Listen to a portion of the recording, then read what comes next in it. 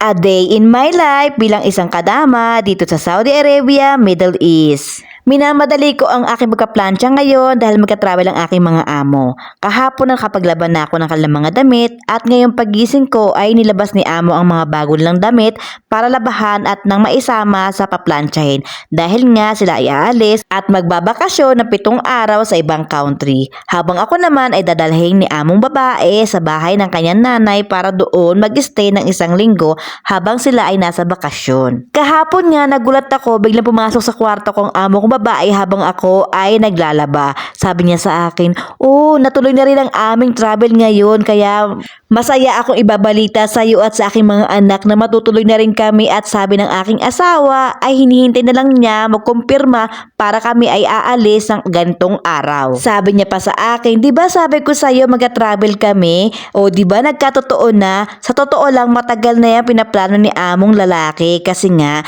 sabi ni among lalaki hinihintay lang niya ikumpirma ng kanyang kumpanya kung siya ay mapapasama sa mga magkatrabaho sa labas ng bansa. Ayun na nga. Nagkatotoo na. Kaya tuwang-tuwa si among babae kaya sila ay mag-travel ng 1 linggo sa ibang country. At ako naman ay maninilbihan muna pansamantala sa kanyang nanay habang sila ay nasa bakasyon. Habang ako ay nagpaplansya, naisip ko ay marami pala akong dapat ligpitin sa kusina muna bago ko ituloy ito at least kahit paano pagising ng mga amo ay tapos na yun at pwede na akong mabakante dito sa aking pagpaplansya at hindi nila ako maaabala. Kaya nga nung naisip ko yun, agad-agad nagpunta ako ng kusina para iligpit yung mga aking hugasan at punasan at ilagay sa kanya mga lagayan para at least hindi na ako makakabala kung sakaling nagpunta sila ng kusina. Kinuha ko na nga ang mga basura sa sala, sa bathroom at sa lahat ng parte ng bahay para at least isang tapunan na lang at hindi na tayo maabala mamaya sa ating pagkaplansya. Kailangan natin isa-isahin lahat ng ating gagawin para hindi tayo naabala at naistobo sa kung sakasakaling merong man dumating na basurero. Habang nga ako ay naglilipit ng mga basura ay siya namang gising ng amo kong lalaki at ang anak na bunso.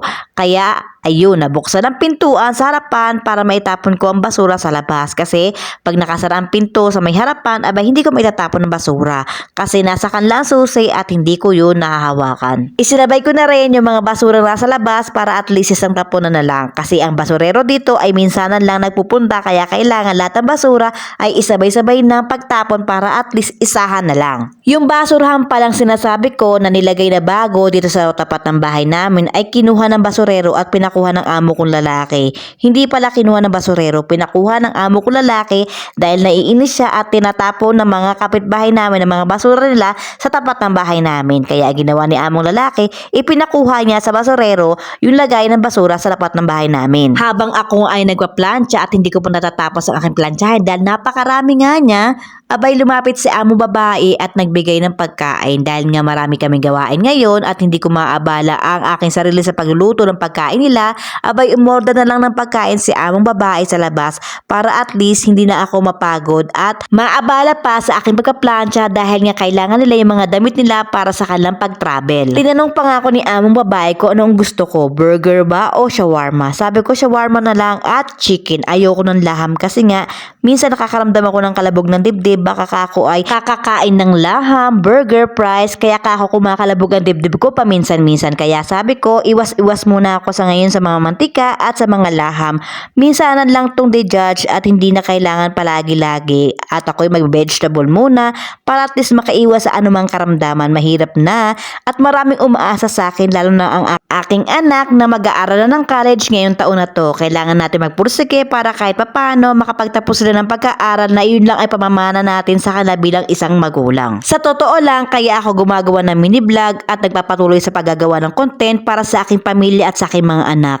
Kasi nagbabaka sakali ako na baka dito umasenso ang buhay ko at makatulong sa akin na malaking bagay. Kaya don't forget to follow, like, comment, and share and thank you for watching!